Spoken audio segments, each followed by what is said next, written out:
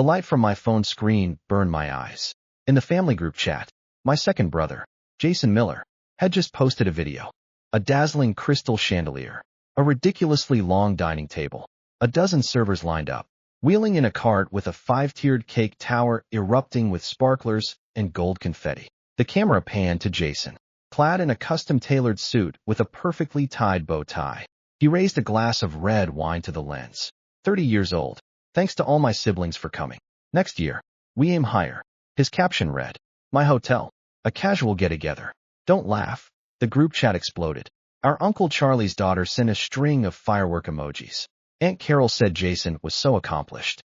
Even our usually quiet cousin, Mark, popped in to ask, "Is this that new 5-star our family just opened?" Jason replied with a smiley face. "Yep, the new one under the group. The Jade Palace. Any family who wants to come. Just mention my name." I scrolled up through the chat history. For 3 days, they'd been planning this birthday party in the group. Who was in charge of the cake? Who'd handle the flowers? Who'd pick up our grandmother from out of town? 300 messages. Not one mention of me. I exited the chat and opened Jason's private window. The last message was from last New Year. He'd asked how much my annual bonus was. I said not much. Maybe a few thousand. He replied with a curt "Oh." Then nothing. My phone buzzed again. It was my mom. "It's your brother's birthday. Why didn't you come? Your brother arranged a grand affair at the Jade Palace. It was so impressive. Are you cooped up in that rundown apartment again? How many times have I told you? Get along with your brother." I put the phone down before finishing the message. The air conditioner in my apartment hummed uselessly, barely working. From the window, the greasy scent of barbecue and the clamor of the night market drifted in. I lived on the other side of the city from the Jade Palace, but I knew the place. It had made the local news when it opened last year. 38 stories, all glass. The city's most luxurious business hotel. The presidential suite cost $8,000 a night. My brother, Jason Miller, was the general manager, and I was the family failure, the one they thought was wasting his life away. I stood up and walked to my closet. Hanging deep in the back was a custom charcoal gray suit. Tag still on. Next to it was a long leather case. I opened it. Inside was a key to a Rolls-Royce. A Phantom, obsidian black. Interior finished in Arctic white leather and a starlight headliner. This key had arrived last month. I'd been playing the family failure for 3 years. Building a business nobody understood in a scrappy, upstart green tech materials recycling startup. I started in a corrugated metal shack in the industrial district, dealing in lithium battery scraps. I was called a con man, had suppliers block my door, and almost got my legs broken. But when new federal regulations were passed last year, my recycling patent perfectly aligned with the policy window. 3 major battery manufacturers rushed to sign exclusive contracts with me. My bank balance went from 0 to 9 figures in 3 months that I hadn't told anyone. Not even my mom. Especially not her. She'd always say, "Your brother has a stable job with a big company. What do you have?" "A scrap collection business." I put on the suit. The sapphire cufflinks were a souvenir from the day I closed my first big deal. I'd bought them thinking I'd wear them to a meeting one day. It seemed like today was that day. Before I left, I checked my phone. 20 more messages in the family chat. Jason had posted a family portrait. For generations. From our 80-year-old grandpa to my toddler nephew. All in festive red. The backdrop was the Jade Palace lobby with its $8 million jade feature wall. Everyone was smiling. I smiled too. I wasn't in the photo. The Rolls-Royce engine was silent. A deep, predatory hum. The ambient dash lights were set to ice blue. I typed Jade Palace International Hotel into the navigation. On the way, I got a call from my assistant, Olivia.M.R. Miller. She said, "I sorted out the ownership structure of the Jade Palace like you asked.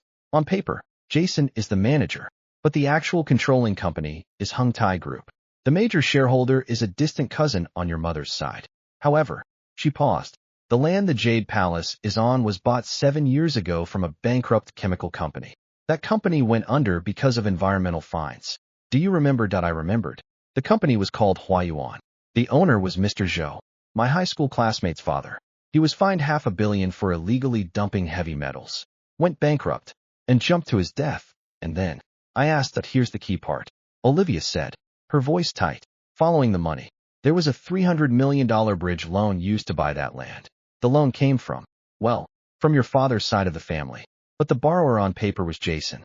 No one in your family seems to know about this. I pulled the car up to the Jade Palace entrance, stopping in the red zone. The valet froze for a second. There weren't many of these cars in the city. He probably hadn't seen one up close. I tossed him the keys. Park it. The valet fumbled to catch them. Sir, do you have a reservation? I'm here to see someone, I said, walking past him. The revolving crystal doors reflected my silhouette. The massive jade wall in the lobby was indeed impressive, glowing with a warm jade light. Next to it was a huge welcome banner featuring Jason Miller, General Manager, Jade Palace International. With our entire team, we wish you an extraordinary stay. The ballroom was on the second floor. The elevator was scented with an expensive white tea fragrance. I'd smelled it once before, 3 years ago, in a top-tier hotel in another city. I'd just been kicked out of my metal shack, squatting on the curb, eating a cold bun. A passing Mercedes had splashed mud all over me. The elevator doors opened. At the end of the hall, the large golden doors were slightly ajar. The warm sounds of laughter and clinking cutlery drifted out. I pushed the doors open. The first person to see me was my Uncle Charlie's daughter, Rachel. She was in the middle of putting a piece of abalone in her mouth, her chopsticks freezing midair. Then Aunt Carol, holding a wine glass, her mouth opening and closing like a fish gasping for air.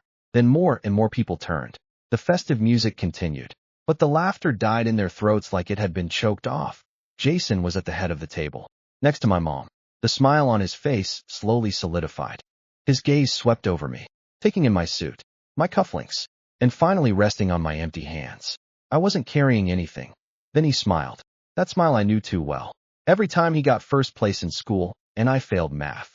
That was the smile. Well, he drawled, slowly putting down his wine glass. If it isn't my scrap-collecting little brother. I heard you weren't coming today. I thought you might be embarrassed. That outfit. Rented. Right. Looks pretty convincing. A few people chuckled quietly. My mom frowned at me. You should have told us you were coming. We didn't save you a seat. Jason waved her off and stood up, walking over to me and patting my shoulder. His voice was loud enough for the whole room to hear. It's fine. He's family. He can sit anywhere. Waiter, bring another chair. Put it. He gestured to a corner. With the kids' table. He leaned in, his voice dropping to a whisper. What are you doing here? Not humiliated enough. I looked at him. At that tiny mole behind his ear that had been there since we were kids. At his nose, slightly red from the wine. At the condescending pity in his eyes. And I smiled. Jason, I said, my voice calm and steady, silencing the room. Everyone was listening. You just said this is our family's hotel. Jason raised an eyebrow. And what if I did? Our families. I repeated. I pulled out my phone and opened a digital document, turning the screen toward him. Then why did I hear that the ownership of the Jade Palace land is 70% held by Hung Tai Group? And that Hung Tai Group was acquired last month by a company called Mingyuan New Energy. Jason's smile cracked. A Mingyuan New Energy, I said, enunciating each word. Legal representative. Ethan Miller. That's me. So, Jason, if this is our family's hotel, and I'm here, do I really need your invitation? The entire ballroom fell silent, broken only by the hum of the central air conditioning. My mom's chopsticks clattered onto the table. The color drained from Jason's face. He stared at my phone, then at me. His lips moved, but no sound came out. I put my phone away and patted his shoulder in the same spot he'd just patted mine. Happy birthday, Jason, I said with a smile. Consider this hotel my birthday gift to you. But remember, it's a gift. I can take it back whenever I want. I turned and walked away. At the door, I paused and glanced back at the sea of relatives. Their faces were a masterpiece of shock and disbelief. Oh, and Jason, I called out. That $300 million bridge loan you took out. I think the interest is almost due. The borrower is in your name, isn't it? Remember to pay it back. The door closed behind me. The hallway still smelled of that expensive white tea. I took a deep breath and realized my hands were shaking. My phone buzzed. A text from Olivia.Mr. Miller. One more thing. The guarantor for that bridge loan you asked me to check. It was your mother. She signed as a joint and several guarantor on Jason's loan contract. I stood before the elevator, staring at my expressionless face reflected in the metal doors. My mom. She knew. The elevator chimed, and the door slid open. Inside stood a middle-aged woman in a cleaning uniform.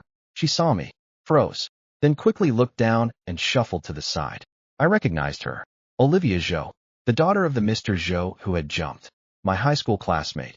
How was she here? The air in the elevator seemed to freeze for a few seconds. Olivia kept her head down, her knuckles white as she gripped the mop handle. She was thinner than she'd been in high school, her cheekbones sharp and her eyes deep set. But I couldn't mistake those eyes. She was our class's star English student, the one whose essays the teacher always read aloud as examples. When she read her work, her eyes used to sparkle like they held a pool of water. That pool was now dry. Olivia, I said. Her head snapped up. Her expression went from dazed to startled, then to something unreadable and complex. Her lips moved twice. Her voice was hoarse. Ethan, how did you? Her gaze drifted past me to the golden doors behind, from which the muffled sound of the party filtered. Jason's laughter boomed out, louder than before. As if to cover something up, that Olivia's face went pale. She lowered her head again, her voice flat. I'm here to clean up. There was a wedding reception on the second floor. They spilled red wine on the carpet. How long have you been working here? Almost a year. Her fingers tightened on the mop handle again. Ethan, you should go. Don't let anyone see you talking to me. Your family doesn't like me having any contact with you. My family. I stared at her. Who are you talking about? Jason. Olivia didn't answer. The elevator doors started to close. She reached out to stop them, slipped past me, and hurried down the hallway. Her head bowed, dragging her mop. Her back seemed so small within that oversized uniform, like a bird drenched by the rain. I watched her disappear into the fire exit. The door shut behind her with a dull thud. My phone buzzed again. A second text from Olivia, my assistant. Mr. Miller, I just got the Jade Palace employee roster. The cleaning department has a Lily Zhou. She was hired last March, but I checked the ID number she provided. It's Olivia Zhou. She changed her name to get the job. I didn't reply. The elevator closed and took me down to the lobby. It was still brightly lit. A few men in suits were taking photos in front of the jade wall. The receptionist smiled sweetly into her headset. Mr. Chun, the presidential suite guest is here. Please prepare the butler service. I walked through the revolving doors. The night air hit me, carrying a hint of sweet osmanthus. The valet trotted up with my car. Your car? Sir. I took the keys. That cleaner on the second floor, the one in the ballroom. Do you know her? The valet looked puzzled, but answered. You mean Olivia? She doesn't talk much, but she's a hard worker. Although, she had a run-in with security a couple of days ago. She wanted to go to the 36th floor.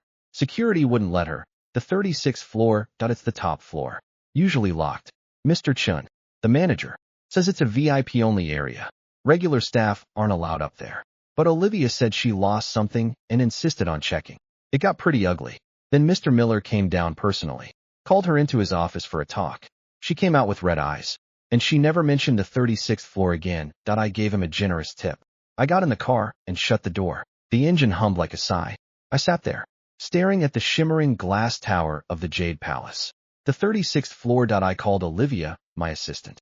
I need you to find out what's on the 36th floor of the Jade Palace. And Olivia Zhou, the case involving her father, Joseph Zhou. I need the detailed file on the environmental penalties. Can you get it? I'll try, she said.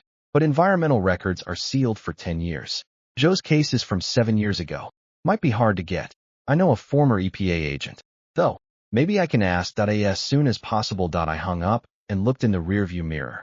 Jason was at the entrance, seeing some guests off. He was all charm in his custom suit. Their car was a Bentley. Jason held the door for them, nodded, and smiled. The car drove off. The smile vanished from his face. He stood there, looked at his phone, then looked up and stared directly at me across the distance. Through the night and traffic, I saw him narrow his eyes. I started the engine and drove away.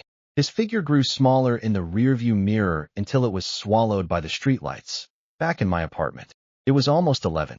The hall light had been broken for days, and no one had fixed it. I fumbled my way upstairs and let myself in. I didn't turn on the big light. I sat at my computer in the red glow of the neon signs from outside. 15 more unread messages in the group chat. I opened it. Jason had posted. Thanks for coming tonight. Had a bit too much to drink. Heading to bed. Forgive any oversights. A dozen replies. You're the best. Jason. So generous. Nobody mentioned me. I did notice one message that had been deleted. It was gone too fast, but I caught the end of it. It looked like Uncle Charlie had started to type about Ethan. And then it vanished. I closed the chat and opened the file Olivia, my assistant, had sent. It was the Jade Palace's operational data for the past 6 months. On paper, the occupancy rate was above 70%. Food and beverage and conference revenues were decent. But on closer look, There was a monthly fixed payment for management consulting fees to an offshore shell company. The amount was big enough to be significant, but small enough to stay below the threshold requiring board approval. The shell company was registered in the Cayman Islands. Legal representative, a string of letters. Olivia had a note appended. The beneficial owner of this company is connected to Nathan Rhodes, the original majority shareholder of Hung Tai Group. Rhodes is Jason's EMBA classmate. I rubbed my temples. Jason was siphoning money, slowly, systematically, from his own hotel. If it was just embezzlement, it was a corporate crime. But combined with the $300 million loan that my mother guaranteed, it painted a much darker picture. I called my mom. She answered on the seventh ring. The background was quiet. She was probably home. Her voice was strained. It's late. What's wrong, Mom? I said. When that land for the Jade Palace was bought, did you sign a guarantee for Jason? 3 seconds of silence. Then, what are you talking about? What guarantee? Are you drunk? $300 million. A bridge loan. You were the guarantor. I said, my voice calm. Mom, do you know what that money was for? Another silence. Longer this time. I thought she'd hung up. Then her voice came back, lower than before. Ethan, stay out of your brother's affairs. He has his own plans. He told me about it. It's just a normal business loan. He'll pay it back soon. When? A year. 2. The contract says it's due at the end of this year. How do you know all this? Her voice shot up. Are you investigating your brother? Ethan, I'm warning you. He's your brother. There are only 2 of you boys. Your father is gone. I raised you both alone. Your brother is. She stopped. I heard a soft intake of breath, as if she had covered her mouth. Mom, I said, is there something else you're not telling me? I know. She denied it too quickly. Nothing else. Just stop digging. Live your own life. What can your little scrap business make anyway? Your brother manages a huge hotel group. If anything happens to him, this family is finished. Do you understand? I let out a quiet laugh. It sounded harsh in the empty apartment. Mom, my scrap business just bought Hung Tai Group last month. You say this family is finished. Well, I'm telling you now. Hung Tai is mine. The huge thing Jason manages. It's also mine. The line went dead. For a long moment. Nothing. Then, in a voice I'd never heard before, rough as sandpaper, she said, What? What did you say? I said, Mingyuan New Energy has acquired Hung Tai Group. I'm the legal representative. Jason is the general manager. And I can fire him whenever I want. You can't. She almost screamed. Your brother. He, what about him? Mom, your brother. That land. It wasn't his decision alone. It was Joseph Zhou. He came to Jason first. Ethan, there are things you don't understand. After your father died, our family was a mess. She was dissolving into muffled sobs.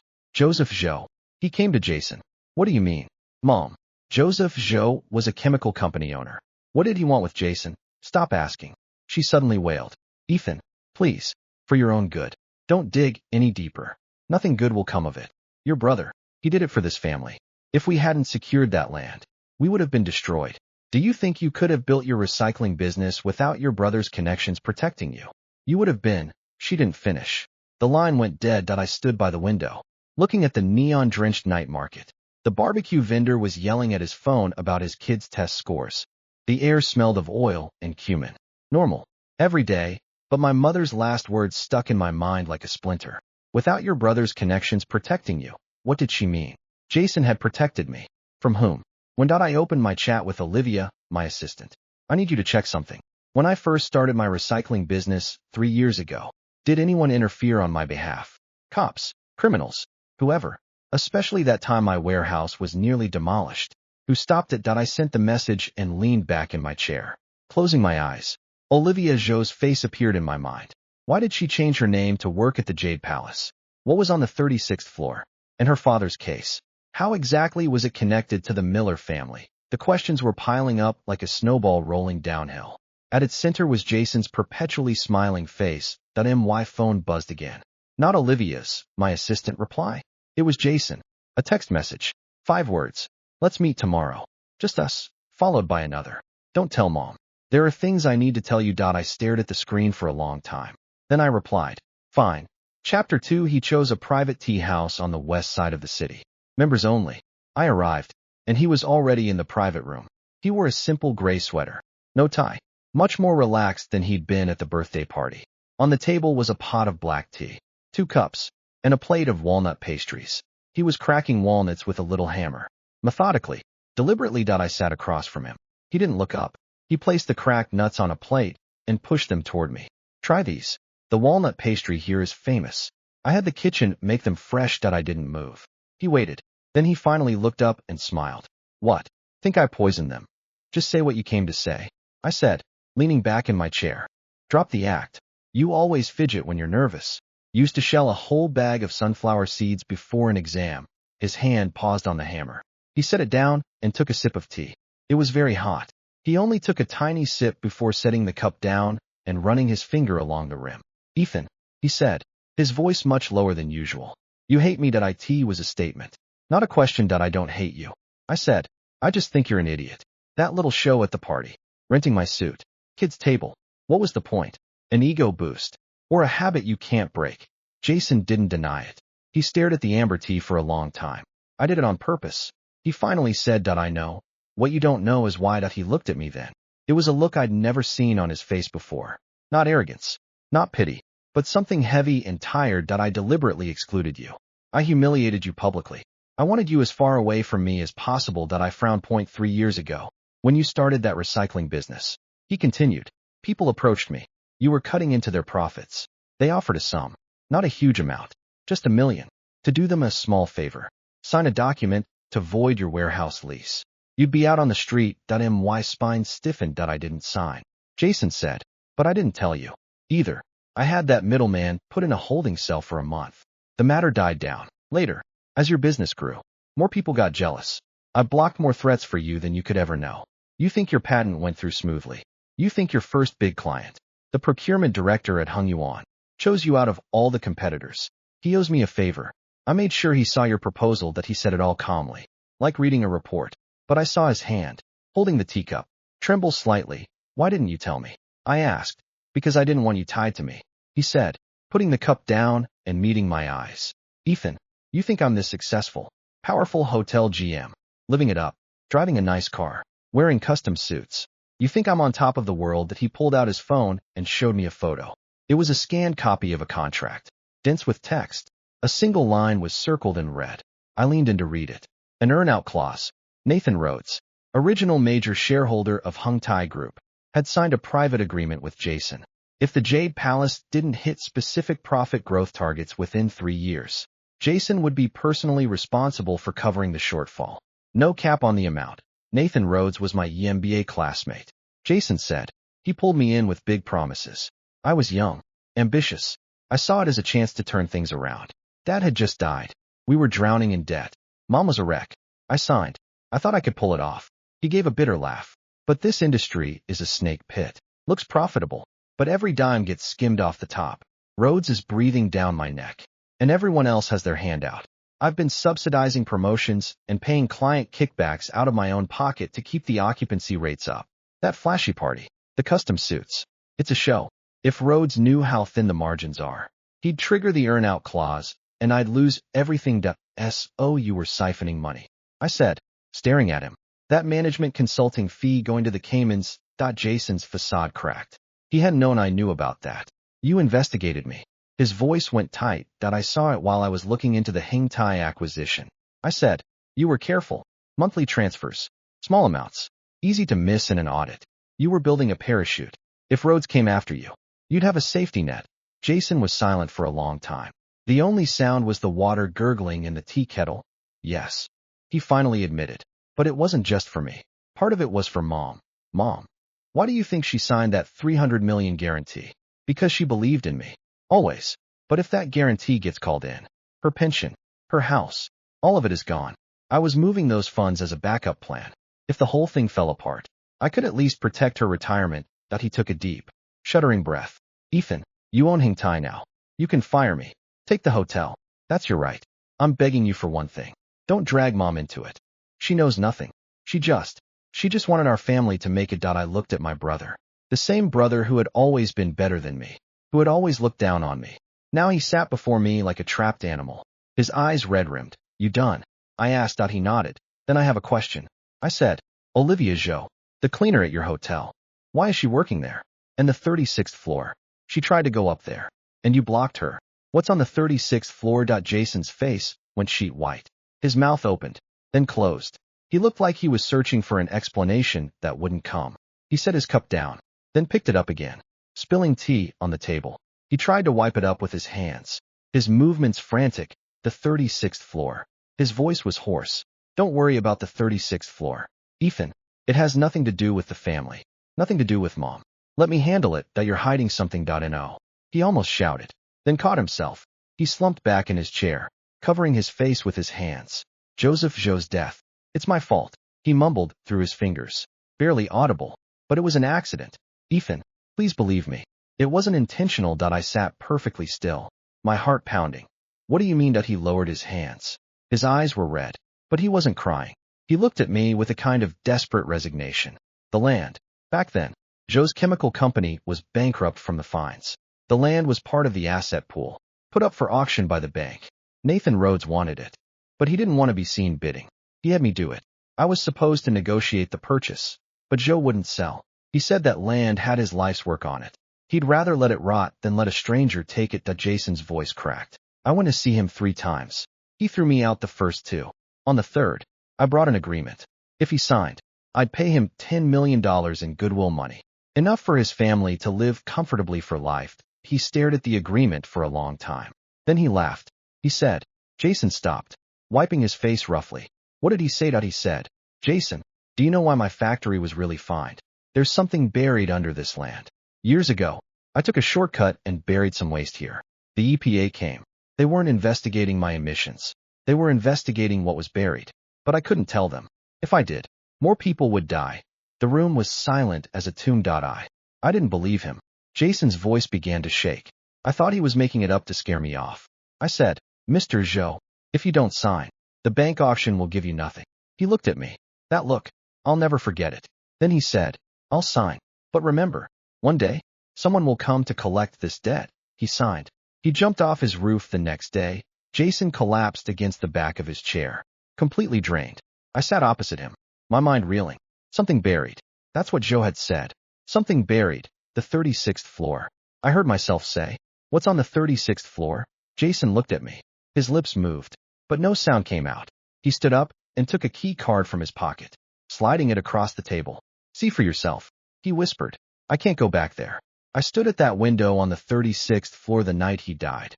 After we bought the land, Rhodes had me build the hotel. We left the top floor empty, for future use. But I knew what it was. He left it empty, sealed it up, like he was sealing up Joe's words. I picked up the key card. It was light plastic, with the Jade Palace logo. This is what Olivia was looking for, I said. She thought her father left something on the 36th floor. Jason said. I stopped her because there's nothing there. I've looked. There's nothing. But she doesn't believe me. He walked to the door, then stopped. His back was to me. Ethan, I've made a lot of mistakes. In business. With people. With my own brother. I've been a terrible brother. But I can say one thing with a clear conscience. I never wanted to kill Joseph Joe. I just wanted to keep this family afloat. He opened the door and walked out. It clicked shut behind him. I sat alone in the room. The walnut pastries were cold. I picked up the key card and turned it over and over. Joseph Joe had said something was buried. He'd signed the agreement and jumped. Jason said the 36th floor was empty. But Olivia didn't believe him. She'd changed her name and infiltrated the hotel. She was determined to get to the 36th floor. My phone buzzed. It was Olivia, my assistant. Mr. Miller, I got the file on Joseph Joe's environmental case. There's an appendix that was sealed separately. Reference confidential 09. The EPA guy said that appendix was pulled by a higher authority, with no copy kept. But the clerk remembered one detail. The source of the waste was listed as Jincheng Industrial Park. Phase 3. Jincheng. That was our hometown. My father worked there. He was a warehouse manager at the Jincheng Industrial Park. Chapter 3. Legacy of the Dead. I drove back to Jincheng that night. A 3-hour drive. My mind was racing with Jason's words. Something buried. And my mom's tearful confession. After your father died, our family was a mess. Jincheng is a small town. The industrial park is on the east side. It was bustling for a while, 20 years ago. Now most of the factories are gone, leaving empty shells covered in weeds. My father, Frank Miller, was on the park's old employee roster. Warehouse manager, 1998 to 2013. 15 years. It was a little after 6 in the morning when I arrived at the park's administrative office. The sky was just getting light. The old man in the guard shack was brushing his teeth with a mug. I gave him my name and reason for being there. He looked me up and down, then slowly put the mug down. Frank Miller's youngest boy. I remember your father. Good man. Quiet. Always had a smile. A shame he went so early that he led me into the archives. A room full of dusty filing cabinets. He rummaged for a while, then pulled out a worn manila folder from a corner. On it, in ballpoint pen, Frank Miller, employment record. I opened it. It was routine stuff. Leave slips, pay stubs, performance reviews. Nothing unusual. But at the back, there was a handwritten note tucked inside. The paper was yellowed and brittle. The handwriting was my father's. I knew it. He'd only finished middle school, so his writing was neat but a bit stiff, like he was copying from a textbook. It had a date and an address. March 12, 2010, Phase 3, Warehouse B, North Wall, Crawlspace, and below, 2 words, partially blurred by a water stain, but still legible. Don't touch. I stared at the note for a full minute. Then I folded it carefully and put it in my pocket. Phase 3, Warehouse B, North Wall, Crawlspace. March 12, 2010, 2 years before he died. He never mentioned this to anyone, sir. Is Phase 3 Warehouse B still standing? Demolished. The old man said. Park renovation 2 years ago. Flattened the whole area. It's a parking lot now. Whatever you're looking for. It's gone. My heart sank. But then I thought of something else. The something Joseph Joe said was buried. Maybe it wasn't under the Jade Palace property itself. Maybe it was under the original factory site on that land. Joe had operated his factory in Jincheng. He'd received the illegal waste from Jincheng Industrial Park. Phase 3. My father was the warehouse manager there, and he'd hidden something in the north wall crawl space that I stepped out of the office. The sun was just rising over the factory roofs, casting long shadows. I called Olivia, my assistant, and told her about the note. Jincheng Industrial Park. Phase 3. Warehouse B, North Wall Crawl Space. The building is gone. It's a parking lot now. Can you find out which companies were operating in Phase 3 around 2010? Specifically, any chemical companies or waste handling firms. I'll try, Olivia said. Her voice sounded tired. She'd probably been up all night. Oh, and Mr. Miller, I found something about that time your warehouse was almost demolished. The person who intervened was a local fixer named Larry Young. But the real pressure came from your mother. She used some contacts on her side of the family to make it happen. I stood on the empty factory road, the wind whistling through the abandoned workshops. My mom, she told me not to investigate Jason. He's doing this for the family, she said. And all along, she was quietly using her own resources to protect me. Who was she really trying to protect?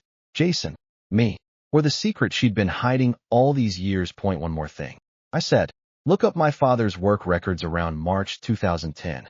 Any time off, extra pay, anything unusual. Also, check his medical records from that period. Any hospital visits. Got it. After I hung up, I stood there for a long time. Down the road, an old woman was pushing a cart selling steamed buns. The steam from the basket smelled wonderful. I bought 2 and sat on the curb to eat them. They were salty, but I finished them both. My phone rang. It was an unknown number. Local area code. I answered. It was a woman's voice. A little raspy, but steady. Ethan, this is Olivia Zhou. Jason gave me your number. He said you came back to Jincheng. Where are you? At the Jade Palace staff dorm. She said, but I'm leaving. I found an envelope in my locker this morning. Inside was a key. A mechanical key to the 36th floor elevator. I don't know who put it there, but I can't get the lock to work. Can you help me? How did you know I was in Jincheng? She paused. Because next to the key was a note with your name and your phone number. My pork bun fell to the ground. Someone was guiding me. From my father's note, to Olivia being at the Jade Palace, to the key. Every step was like a breadcrumb trail. Who was behind all this? Wait for me, I said. I'm coming back to the city tonight. I'll meet you at the hotel. After I hung up, I called my general counsel, Mark Chen. Mark, draft a document. Immediate removal of Jason Miller from all management roles at Jade Palace International. Effective now. Also, as the majority shareholder of Hung Tai Group, issue an internal audit notice covering all accounts from the day the hotel opened. I want it sent before 2 p.m. this afternoon. Are you sure? Mr. Miller. Mark's voice was cautious. This is a big move. It could cause a chain reaction, especially with your mother. Just do it. I hung up and took a deep breath. Jason, your time is up. Whatever your reasons, the siphon money, the earn-out, Joseph Zhou's death, it all had to be accounted for. But more importantly, I had to open that 36th floor before anyone else could. It was 3 in the afternoon when I got back to the city. The Jade Palace lobby was quieter than yesterday. A few guests were checking in. The receptionist was all smiles. I didn't use the front entrance. I took the staff elevator from the underground garage, using the key card Jason had given me. The emergency stairwell was lit only by eerie green emergency lights. I climbed. 12, 20, 28, 32, 35.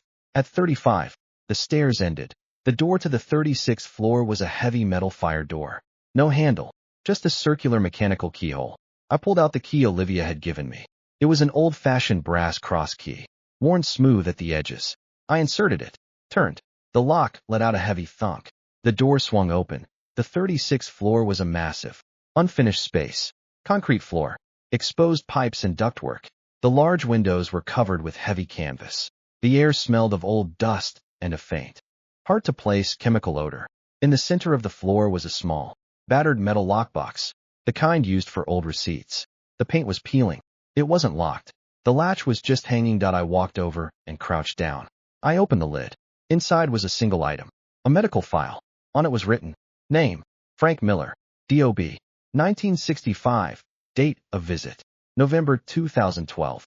Under diagnosis, it read, chronic benzene poisoning, hematopoietic dysfunction, immediate removal from occupational exposure environment, and hospitalization recommended. Tucked inside the file was a folded piece of paper. I unfolded it.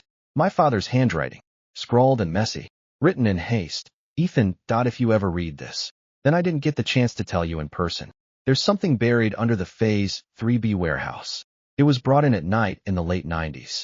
I saw it. Those men came to see me later, told me to keep my mouth shut. I told no one, not even your mother, but my body is giving out. I've been getting nosebleeds and red spots for the last 6 months. I went to the hospital. I didn't understand everything the doctor said, but I know I don't have long. I hid the intake manifest.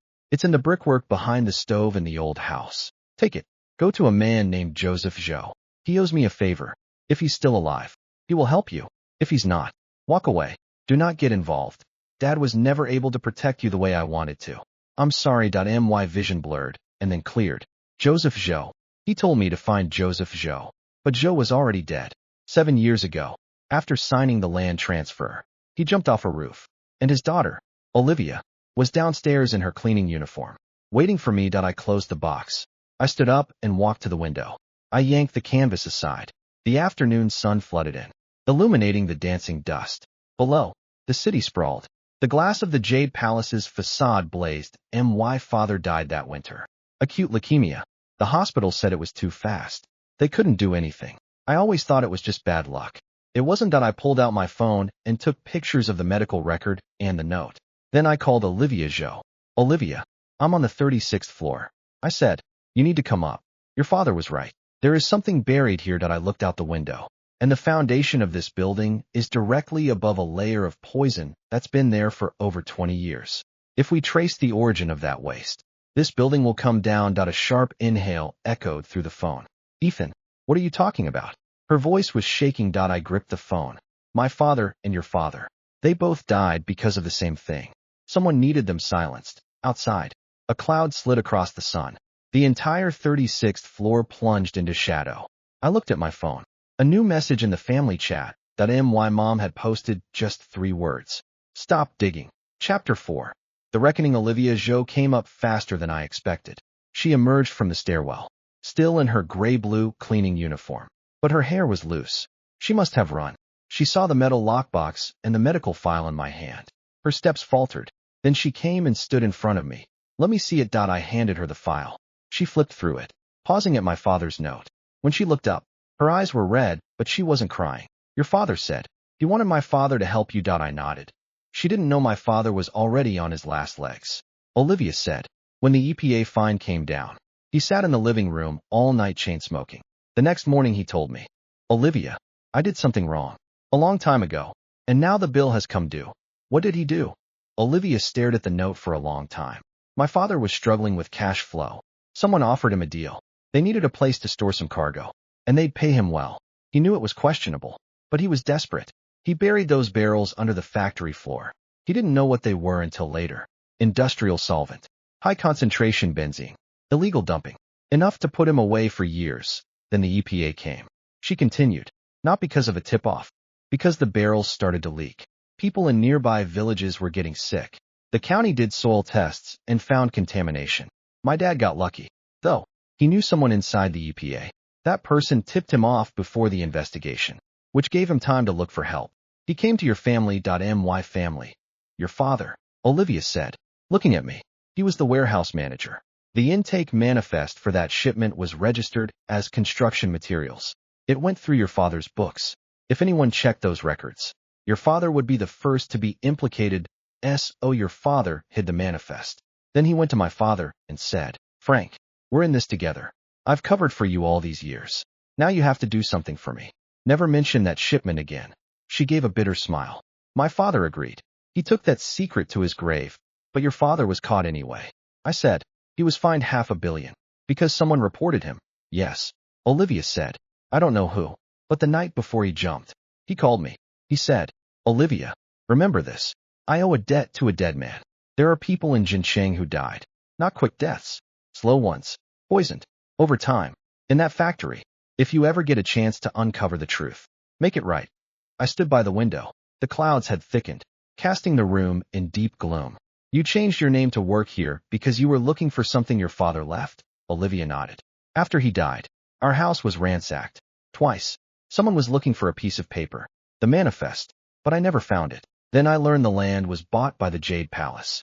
I guess my father might have hidden it somewhere on the original factory site. Even with the hotel on top. It might still be there. You thought the 36th floor. Because it sits directly above your father's old office that I calculated the coordinates. Olivia said. It aligns exactly. It made my blood run cold. No wonder Jason thought she was obsessed. She wasn't guessing. She knew. Did you find anything? No. Olivia shook her head. It's empty. I thought I was wrong. I pulled out my phone and showed her the photo of the manifest I'd found behind the stove in our old house. The yellowed form was dated June 1998. The goods were listed as industrial solvent. Quantity, 120 drums. Source, a single, scrawled word. Hengyuan Chemical. Hengyuan Chemical. In the Jincheng Industrial Park where my father worked. But the company had gone under before I was even born.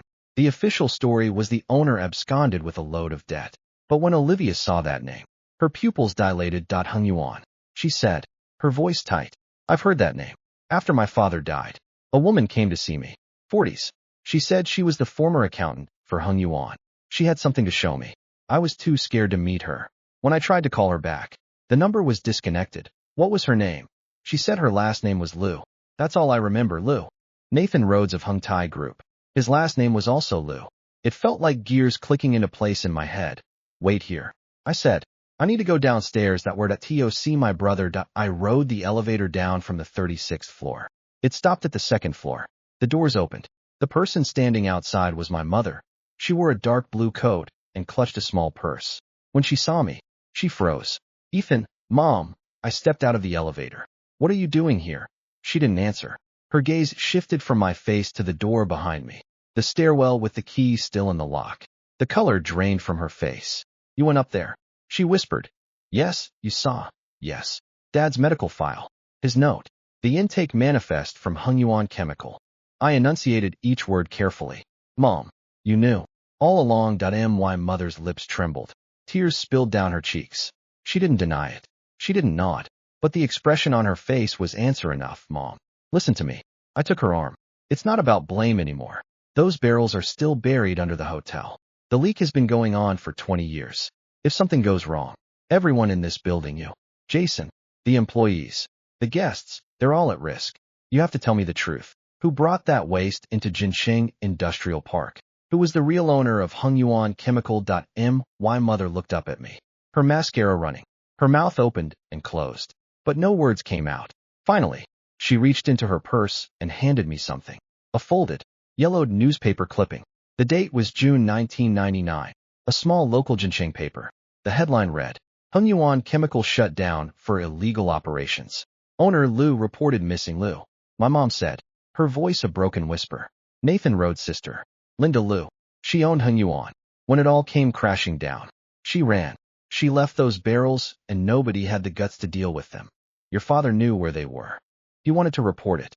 But he was afraid. He was the one who signed the intake form. If anyone came looking, he'd be the first to be arrested. So he kept his mouth shut. Then he got sick. He thought it was karma. He tried to find Joseph Zhou. But Zhou was already being pressured by the same people who had started the whole thing. So Zhou jumped. Not because of what your brother did, but because he knew the reckoning was coming. Your brother, Jason. He carried that guilt for years. He thought he was the one who drove Zhou to his death. But he was just another pawn. Please, Ethan, help him. I stood in the second-floor hallway. The old newspaper crushed in my hand. Everything clicked. Hung Yuan. My father's hidden manifest. Zhou's secret burial. The EPA crackdown. Rhodes land grab. The poison under the hotel. And now my brother. My mother. Olivia. Everyone was standing on a ticking time bomb. I folded the newspaper and put it in my pocket. I called Olivia, my assistant. Set up a meeting with Nathan Rhodes. Tomorrow morning. The sooner, the better. Also, get a geotechnical survey team and a hazardous waste disposal firm on standby. I need an emergency soil assessment of the Jade Palace property. I hung up and turned to my mom.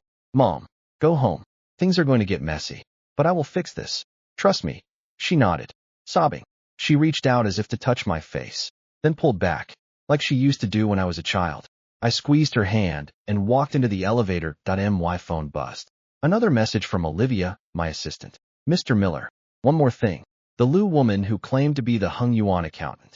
Before she disappeared, she sent a letter to the EPA, describing the exact location of the illegal dumping. But the letter was intercepted. The person who intercepted it was your mother's cousin. He worked at the EPA at the time. My mother's cousin. My uncle. The one who never talks in the family chat. The one who never comes to the family gatherings. The elevator chimed. The doors opened onto the bright, crystal-lit lobby. I stood there, feeling like a cog in a giant, perfectly calibrated machine. Behind every cog was a face, and at the very center, the largest gear, was stamped with one name. Miller. Chapter 5. The meeting on the 36th floor the next morning. At 10 o'clock, I was back at the Jade Palace. The rain was still falling, a steady, autumnal drizzle that made the glass skyscraper look like a giant gray ice cube. I rode the elevator to the 35th floor and walked up to the 36th. The door was already open. Someone had been there before me. A few folding chairs and a small table had been set up on the concrete floor. A pot of tea and 2 cups sat on the table. The dust covers had been pulled down from the windows. The gray morning light poured in, making the space look like an overexposed photograph. Nathan Rhodes was already there. He'd aged more than I remembered. When I'd seen him 5 years ago at Jason's graduation, his hair was still black. Now it was mostly gray. He had heavy bags under his eyes. He was wearing an expensive suit and sat perfectly straight, turning a pen in his fingers. When I entered, he stood and extended his hand. Mr. Miller. It's a pleasure. I shook his hand. It was dry and cold, like plastic. Please, sit. He poured me a cup of tea and slid it over. Then he leaned back and studied me. You don't look much like your father, he said. You have your mother's face. He had a rounder face. Yours is longer. You knew my father well. We were close. In a way. Rhodes smiled. I hired him. Back when I was building the industrial park. He was honest, reliable, discreet. He was one of my most trusted men. Trusted enough to help you break the law. Rhodes' smile didn't waver, but his eyes grew colder. You've been digging. Digging is what I do. I said. Hung Yuan Chemical was your sister's company. The money was yours. That waste shipment came from out of state on your orders. My father signed the intake form. Joseph Zhou buried it for you. You got your GDP and your jobs. And they got dead. Rhodes put down his pen and took a long, slow sip of tea. Mr. Miller, he said. You have proof. I had proof. I placed the lockbox on the table and opened it, laying out the documents one by one. Linda Liu's letter. My father's manifest. The hand-drawn maps. The list of names. Linda Liu. I said. Your sister. She wrote a letter to the EPA. It was intercepted, but she kept a copy. Joseph Zhou kept the coordinates of the burial site before he died. My father's medical records and note explain his involvement, and your sister's exit from the country, with a substantial sum of money. That money came from somewhere. Do you want me to trace it? Rhodes stared at the documents. His smile was completely gone. He was silent for a long moment. Then, slowly, he clapped his hands twice. Impressive, he said. You're sharper than your brother. He spent years terrified of the earn-out clause. You just uncovered the whole thing. The waste is still under the hotel. I said. 20 years of seepage. I wonder what the groundwater tests show. If I release this information to the public, The Jade Palace will be shut down. Your remaining businesses will face a full federal investigation. You want to gamble on that? Rhodes' jaw tightened. What do you want? Simple. I slid a document across the table. It was the agreement I drafted the night before. Item 1. The acquisition of this land was legally questionable. I'm invoking my rights as the majority shareholder to have the transaction re-examined. Item 2. You bear full responsibility for the disposal of the waste. I've brought in a hazardous waste firm. The cleanup cost is estimated at $3 million. You will pay it. Item 3. You will resign all advisory positions at Hung Tai. You will never again engage in activities involving public interest. Rhodes looked at the paper. Then he laughed. $3 million. A resignation letter. That's it. That's it. Miller, he said, tapping the paper. You're missing someone. Your father. I'm willing to take responsibility. But when you open this can of worms, what about him? He signed the papers too. Even if he's dead, his actions constitute complicity. Are you sure you want to open that door? I stared at him. He stared back, confident he had me cornered. You're right. I said. He signed. That's his mistake. I won't deny it. But there's something you forgot. When I acquired Hung Tai, the deal included a debt restructuring agreement. Article 17. Immunity from prosecution for all historical signatories. My legal team added that clause. Can you guess who it was for? Rhodes' composure finally cracked. The smug look vanished. I knew this land was dirty the day I decided to buy it. I said. I prepared for it. My father's mistake was his own, but it wasn't his alone, and it shouldn't implicate my mother, my brother, or the innocent employees. That agreement gives me the power to handle all historical issues in one go. I can clear your name from everything but the worst of it. My father is protected, but you need to sign this. If you don't, I go public. You sign, and the site is cleaned. You walk away. We all get a fresh start. Rhodes stared at the contract for a long time. The rain was falling harder now, drumming against the windows.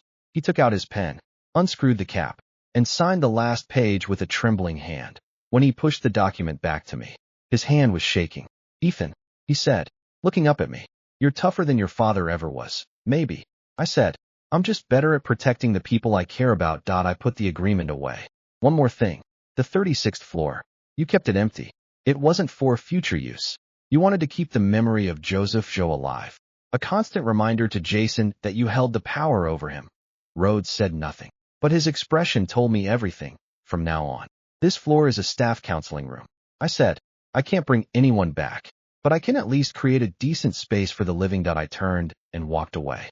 At the door, Rhodes' voice stopped me. Your father once told me something.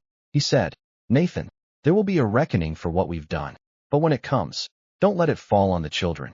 I paused. He knew the waste was dangerous. He kept quiet because he thought he was protecting you. He was a good man. Ethan, an honest man. Don't be angry with him. I left the 36th floor. The door closed behind me. Downstairs, music from a wedding reception drifted up from the ballroom. A cheesy pop song. It was upbeat and joyful. I leaned against the wall for a moment. My phone buzzed. It was a text from Jason. Nathan called me. He said he resigned. Ethan, what did you do? I typed back. We'll talk later. Mom too. Then a text from Olivia Jo. Are you free today? I sorted through some of my father's belongings. There are a few things that might belong to your father. You should see them. Last. A text from Mom. It's raining. Drive slow. I made ginger tea. I stood in the hallway, listening to the laughter from the wedding party. The scent of white tea wafted from the air vents. I put my phone in my pocket and walked into the elevator. The clearing 3 days later. The soil remediation project started. I didn't go to the site. Olivia, my assistant, sent me a picture of the first barrel being lifted out. It was a rusty iron drum. The label faded but still legible. The date was 1998. They were lifted carefully into specialized containers and driven away by the disposal company. Olivia Jo was there that day. She stood outside the caution tape for a long time. Later, she sent me a message. Thank you. I replied. Your father deserves the thanks. She didn't respond. But I knew the debt between us was settled. A week later, Jason cleaned out his office. I didn't ask him to. He resigned on his own. Said he needed a break. He came to my apartment to drop off his key card. He was wearing a simple jacket, a look I hadn't seen on him in years. We sat on my small balcony in 2 plastic chairs. He held a beer. I had a cup of tea. You think I'm a loser, don't you? He asked, and no. I said, you just took the wrong path. He laughed bitterly and took a long swig. I transferred that offshore money back. The hotel's accounts are clean. Nathan and I settled the urn out. I'm just a guy with no job and no title now. I'm going to stay at mom's for a while. It'll be good for her. What about you? You're the real boss now. So what happens? Who's in charge of the family now that it doesn't matter who's in charge? I said, what matters is that we talk. Not this passive-aggressive nonsense. That Jason's hand tightened on his beer can. He was quiet for a long time. Then he said, I'm sorry. For that night. For everything that I know you were trying to push me away. I said, to protect me from Nathan. But that stuff. It cut deep. I'll never do that again. He said. He looked at me. His eyes red. Ethan, we're brothers. I've let you down for years. I'll drive for you. I don't care. You're a better driver than me anyway. I laughed. You're not wrong. He laughed too. We sat in silence for a while. The autumn wind was cool and clean. Someone was walking their dog in the street below. The scent of osmanthus flowers drifted in the air. I went to my uncle's house. I returned the lockbox to him. He opened it, saw the copy of Rhodes' signed agreement, and said nothing, just nodded. When I left, he stood in the doorway. For a moment, he seemed to want to say something. Then he just patted my shoulder. Your father would have been proud of you. I nodded and left. I drank a bowl of my mom's ginger tea. Her hands were still trembling as she handed it to me. I finished the bowl and asked for a second. She didn't ask. Neither did I. Some things didn't need words. One night, I went back to the 36th floor. It was being renovated. Workers were laying flooring and putting up partitions.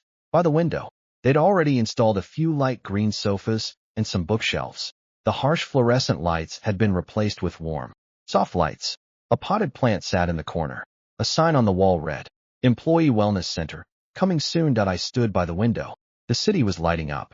1,000 little dots of light twinkling in the dusk. Below, the last of the waste was being pulled from the earth. Above, the sky was clear. The rain had finally stopped. My phone buzzed. The family group chat. Jason had posted a photo of a pot of soup he'd made. His caption, first try at cooking. Don't judge. My mom had replied with a thumbs up emoji. Uncle Charlie's daughter wrote, Jason, you have other skills. My cousin Mark chimed in. Need a taste tester. I'm on my way. I watched the messages roll in. Then I added my own. A simple smiley face. I put my phone back in my pocket and walked to the elevator. The doors closed. The 36th floor was lit up now, glowing warmly against the night sky. The Jade Palace stood tall and proud for everyone walking through its doors. It was just a hotel, but beneath the foundations, the memory of what had been buried there was slowly, finally, being laid to rest.